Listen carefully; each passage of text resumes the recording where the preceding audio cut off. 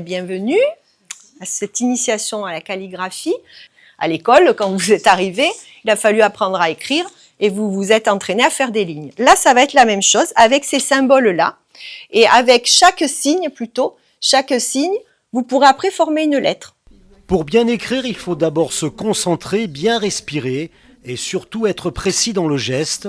Cette initiation à la calligraphie procure un moment de détente où l'on doit se concentrer sur le mouvement de la plume et c'est seulement à ce moment-là que l'esprit s'apaise. Alors j'aime bien découvrir des choses nouvelles et la calligraphie je n'avais jamais essayé, c'est quelque chose que j'ai toujours vu et j'aime beaucoup les écritures, les lettres. Ça a l'air difficile mais je pense que tout est possible donc je vais y arriver. C'est agréable parce qu'on revient au primordial, on a lâché l'écran parce que c'est le papier, le stylo, c'est le début de tout. On nous a initiés quand on était petits à l'école avec le papier et le stylo, même si on griffouillait, même si on ne savait pas écrire.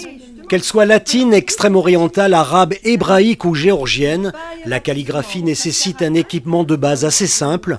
Papier, pinceau, plume, crayon. Le plus important est de développer son sens créatif. La calligraphie est quand même quelque chose où l'on peut prendre du temps pour soi et se mettre dans une bulle. Il est important de revenir à l'écriture puisqu'on est complètement prisonnier de toutes ces technologies, de taper sur un clavier alors que avec la main, le geste, on réapprend quelque chose qui est naturel. Ça les ramène au temps de l'école. Je pense que c'est ça qui leur fait du bien, de leur remémorer les bons souvenirs, l'odeur de l'encre, du papier. Écrire, c'est exister, puisqu'on donne un peu de soi dans l'écriture.